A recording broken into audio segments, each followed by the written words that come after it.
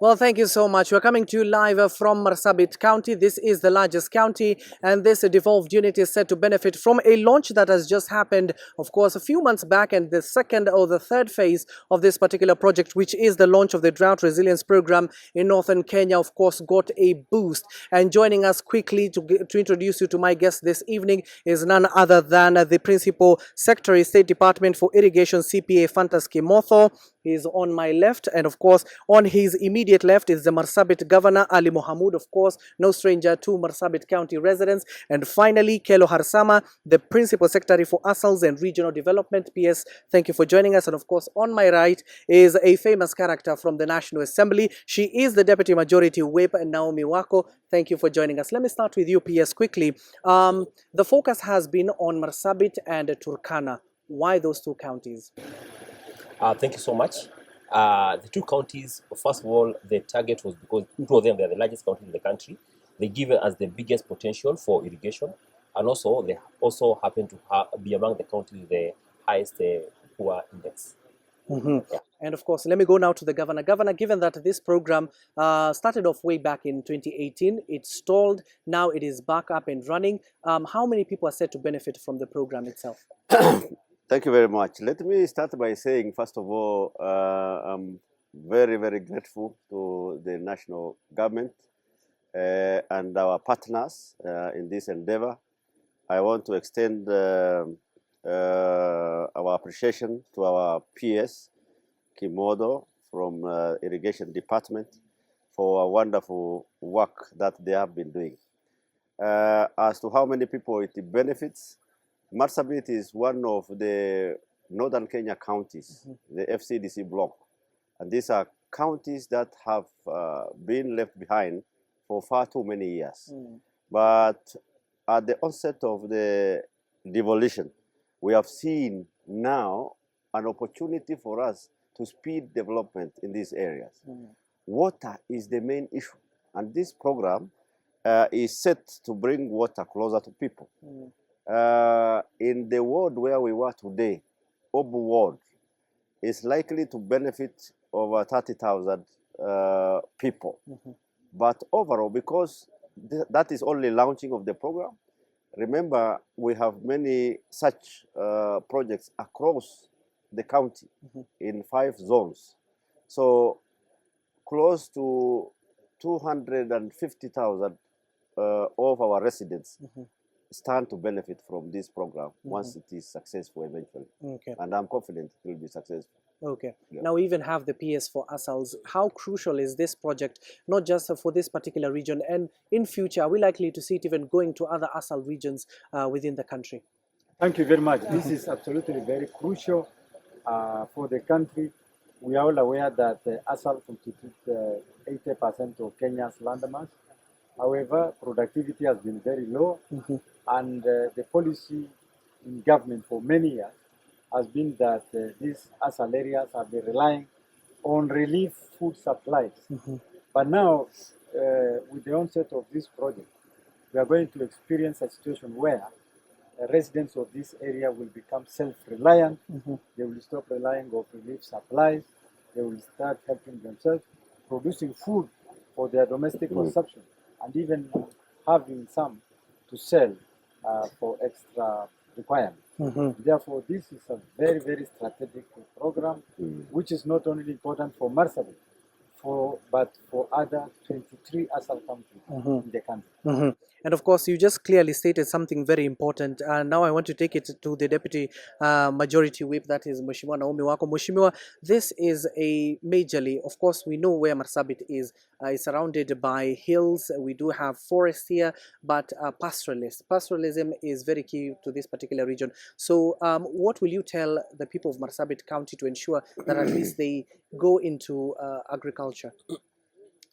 Thank you very much. Number one, I would want to appreciate the PS Irrigation and PS ASAL and our governor because of their contribution to the community. Number one, again, putting into consideration the situation that we are in today, whereby we are not even sure of whether we will receive the rains. The best thing now to invest in is irrigation or farming. And when we do that, then we'll be able to take care of our communities. Number one, in terms of their health, because if we do some farming, we are at least sure of harvesting some food and bringing up healthy children, healthy society, and that will also improve the health of our children, performance, academic performance in their schools, and also having a healthy society. So for me, investing in agriculture now, and especially in irrigation or farming, that is the best thing that our government can do. The other thing is, according to Article number 100, we are supposed to give every citizen equal opportunity, and also avoid the issue of marginalization that has forced our people, to remain marginalized for many years. So if we want to give equal opportunity and putting into consideration, our the Kenya Kwanza theme of economic empowerment, bottom up, uh, empowering the people at the grassroots level so that they can be self-sustaining, they can take care of themselves. Right now, our people are depending on people, on others, but if we do that and invest, then they'll be able to sustain themselves from their farms and live healthy. Okay, thank you so much. And let me go back to PS Kimotho. Today, you have had a chance to visit some of those sites. Tell us, in terms of the financial aspect, given that we have donors who are sponsoring this particular initiative, so what's the commitment of the Kenyan government when it comes to financing this initiative? Okay. Now, thank you. Let me first start by saying that today at Opal, we had an opportunity to visit 2 dams, one done by the county government, which will mainly be used for domestic water. Also, we also had an opportunity to visit another dam, which was done by National Irrigation Authority, an agency under the State Department of Irrigation. That we are going to further do reticulation so that you can be able to do irrigation approximately on 100 acres. Then after that, we also went to now launch one of the dams that will be done under this program that has been launched today. This program has 3 phases, and the total cost of the program, the drought resilience program, is 1 billion. The first phase was last year, which was 170 million. The phase that we've launched today is the phase 2, which has 580 million. Then after that, we'll have phase 3, which will have the balance of 250 million. So the project that we launched today is within phase 2, and it's going to be approximately 200 million. In terms of the impact of the project, just like the governor has said, the impact of this project in that region is going to affect almost 30,000 people.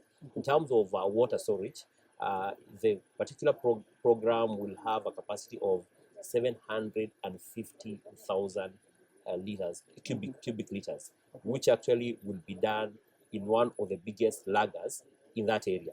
But to ensure efficiency, we'll have to do like 3 check dams, one each for 250, 250, 250. But all the 3 combined will help us irrigate an area of 500 acres, which will be very helpful towards the feedlot system, which we are doing together with my colleague PS and also the PS of livestock.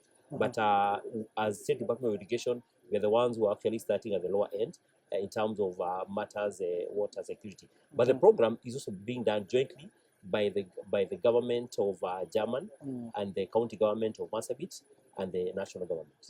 Now, to that effect, now, Governor, how much is the Marsabit County government committed in terms of investment, manpower to this particular project so that it can come to fruition? Thank you very much. First of all, I want you to understand that this is only one of the many projects both Marsabit County and the national government jointly with other partners are undertaking. The issue of climate change has been with us now and is likely to continue to be around. You have heard the story of Lake Turkana. The water level is rising daily. Many infrastructural projects have been destroyed. We are experiencing long periods of drought. Like these short rains will have started by now. And therefore, county government of Marsabit has invested in many, many other programs of similar nature, though smaller amounts of funds due to availability or non-availability of the same. We've been doing small-sized dams, boreholes, and these kind of things all over the county. So I may not tell you exactly how much we have used, but I can assure you that it's not small amount of money. Okay. On this particular program, it's a total cost of 1 billion. The engineering aspect of it, the designs and all this kind of thing has been taken care of by the national government. But then we have also the component of facilitating the teams from the county and from the national government and from the partners, which is being borne by the county government. The last financial year, we spent 22 million towards the same preparation of this exercise. For this financial year, I'll have to check and get you that information. Okay. Now coming back to you, PS Kimotho, we are talking about agriculture being a devolved function. This is a program that is expected to be run by the county government, of course, with the special preserves, with working closely with the national government. What happens to a situation where now the project is complete, you hand over to the county government of Marsabit, led here by His Excellency? What machineries or what equipments or what personnel are you leaving behind to ensure the project comes to fruition? Okay, so thank you for that. From the initial concept, the project has been developed together with the county. So we've had our team from national government, which has been working closely with the county, even in developing the annual investment plan, which is the basis of the funding of this project. It was done jointly with the county. So we've also been doing capacity building. Certainly the engineers who are designing, they are also working closely with the people from the county. So that at the point where we hand over, but also you'll be very surprised that also the locals here have a lot of knowledge, and also they are working closely with them, especially matters to do with filtration and such like things. So we're also trying to build capacity for the local community who are very cooperative, and also build capacity for the county. Then county is also establishing what we call county irrigation development unit, and the governor has committed towards establishment of that. And when they establish that, we will also be working closely even after the project has been complete. And also maybe I must say that this project, one of the uniqueness of the dam that was launched today is that the fact that the dam is 750,000 cubic as compared to the other small dams, which are normally 30,000 cubic. It means that this dam can last the Marsabit County for a whole year. So that means there'll be pasture production for a whole year. And because of the climate of this area, every 2 months we can have pasture. So that means we can have 6 crops in 1 year consistently because of the increased water storage, which now that goes to speak to the issue of livestock. You recall that last 2 years we lost the county lost, the population here lost almost 80% of the livestock. So with that dam now and such initiatives, then we are likely not to have such recurrence again. Okay, please, thank you so much. And of course, let me go now to the Majority Whip, Deputy Majority Whip. Quickly, just tell us, given that the government has been talking about the subsidy fertilizer program, of course, which the National Assembly has played a critical part in it. So are we likely to see even being those facilitation when it comes to the subsidy program being enhanced in the county of Marsabit? Of course, as one of the 47, as part of one of the 47 counties, we are expected to benefit from that. Although in Marsabit we have not been using even fertilizers, our land is fertile, and we have been, depending on so we might not seriously need that. But of course, in order to improve and enhance our production, I think that is necessary. So we believe with the subsidized now, we should also encourage our people. And the good thing is there is a lot of civic education going on. They can be educated so that they can be better farmers, because we have never been serious in farming, because our people are pastoralists and they have been doing a lot of pastoralism but not farming. So we can give them a lot of education so that they can now diversify and get into farming. What I just want to say about livestock, restocking of livestock, is we will produce a lot of water. We will have a lot of water now, storage a lot of water, and then we will also have a lot of fodder. But we may not have enough animals